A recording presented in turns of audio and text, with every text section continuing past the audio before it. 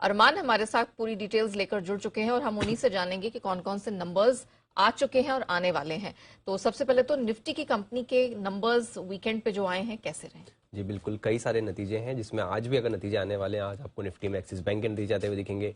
F&O में container corporation, Syngene international, Tata communication और Canara bank जैसे कंपनियां हैं जिनके नतीजे आएंगे। फेडरल मुगल गोल्ड जिनका अगर आप देखेंगे ओपन ऑफर जो है वो बंद होने वाला है। आईएफएल वेल्थ मैनेजमेंट जिनका नाम बदल के 361 वैम हो जाएगा। अब आ जाते हैं नतीजों पर। नतीजों में सबसे पहले रिलायंस इंडस्ट्रीज के नतीजे आते हुए दिखे थे। वो मिक्स सेट ऑफ दिख रहे हैं। मार्जिन्स जो है वो कि हालांकि हमारे अनुमान से बेहतर है, पर अगर दूसरे पैमानों पर अगर आप देखेंगे तो हमारे अनुमान से थोड़े कमजोर नतीजे हैं। आय लगभग अगर आप देखेंगे 5.5% गिर कर आई है। कामकाजी मुनाफे की बात करेंगे वो लगभग 13% बढ़कर आया है और मार्जिन 13.6% से बढ़कर 16.2% पर आए हैं, जो हमारा अनुमान था 15% का। और मुनाफे में अगर आप बात करेंगे तो लगभग 15.6% की आपको वहां पर बढ़ोतरी दिखेगी। उसी के साथ साथ जेएसडब्ल्यू स्टील की अगर आप बात करें, वहां पर मिक्स सेट ऑफ नतीजे दिख रहे हैं। आय लगभग 3% बढ़कर आई है। मार्जिन में आपको भारी गिरावट दिखेगी, 24% से गिरकर 12% पर आते हुए दिखे और मुनाफे में लगभग 90% की आपको कटौती आती हुई दिखेगी।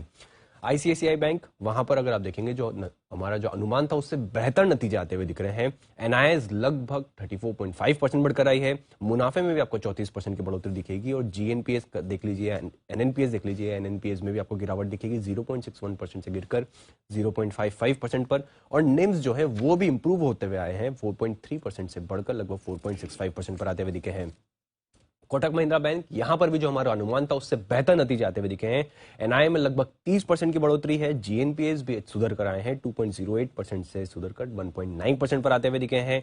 और अगर आप निम्स की बात करें, वहां पर भी आपको अच्छा खासा उछाल दिख रहा है, क्योंकि 5.17% से बढ़कर 5.5%, 5.47% के आसपास जो है आते हुए दिखे हैं। एसबीआई लाइफ की अगर आप बात करें तो यहां पर मिक्स सेट ऑफ नतीजे दिख रहे हैं। नेट प्रीमियम अर्न जो है वहां पर आपको लगभग 6.4% की बढ़ोतरी दिखेगी और एनुअल प्रीमियम इक्विवेलेंट जो कि एपीई होता है वहां पर आपको लगभग 18.8% की बढ़ोतरी दिखेगी। और वीएनबी अगर आप बात करेंगे, वीएनबी में भी लगभग 31% की आपको बढ़ोतरी दिखेगी।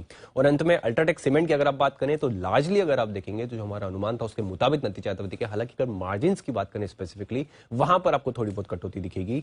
आय लगभग जो है लगभग 19.5% बढ़कर आई है। मार्जिन जो है 18.6% से गिरकर 15.1% पर आए हैं, जबकि हमारा अनुमान 15.4% का था।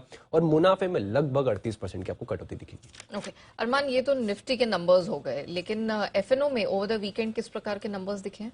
जी बिल्कुल, सबसे पहले अगर आप बात करेंगे तो बंधन बैंक, वहां पर आपको मिक्स सेट ऑफ नतीजे दिख रहे हैं। एनआईएस जो है वो लगभग 2% गिर कर आई है।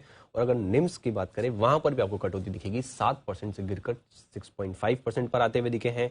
और जीएनपीएस में वहां पर वो लगभग फ्लैट रहे हैं। अगर आप बात करेंगे 7.19% से गिरकर 7.15% पर आते हुए दिखे हैं। आरबीएल बैंक ऑलमोस्ट जहां अगर आप देखेंगे, जहां पर जो हमारा एस्टीमेट था उसके मुताबिक नतीजे आते हुए दिखे हैं। एनआईएस लगभग 13.5% के आसपास बढ़ते हुए दिखे हैं। मुनाफे में भी आपको 34% की बढ़ोतरी दिखेगी और जीएनपीएस में भी आपको कटौती दिखेगी, 3.8% से गिरकर 3.6% पर आते हुए दिखे हैं।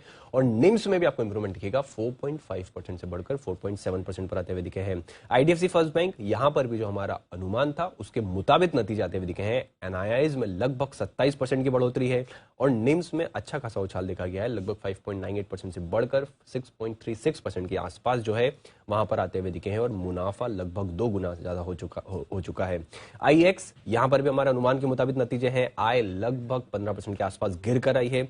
मार्जिन लगभग 84% से गिरकर 83% पर आते हुए दिखे और मुनाफे में आपको 4% की कटौती दिखेगी। पेट्रोनेट एलएनजी की बात करें, जो हमारा अनुमान था उससे बेहतर नतीजे हैं। आय लगभग 1% के आसपास गिर कर आई है। मार्जिन हालांकि अच्छे बढ़ कर आए, 7.3% से बढ़कर 10.6% पर आते हुए दिखे, जो कि हमारा अनुमान 9.1% का था।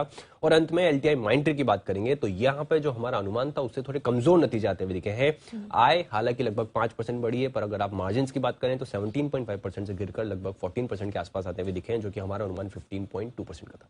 ओके फिर तो चलिए, तो निफ्टी हो, एफएनओ हो, सब जगह से भरमार रही है नतीजों की ओवर द वीकेंड। और यही आज आपके लिए स्टॉक्स एंड न्यूज की लिस्ट का काम करेंगे और हमें पता चलेगा कि कहां कहां कमाई के मौके मिलने वाले हैं। थैंक यू सो मच अरमान, वो पूरी डिटेल दर्शकों के सामने रखने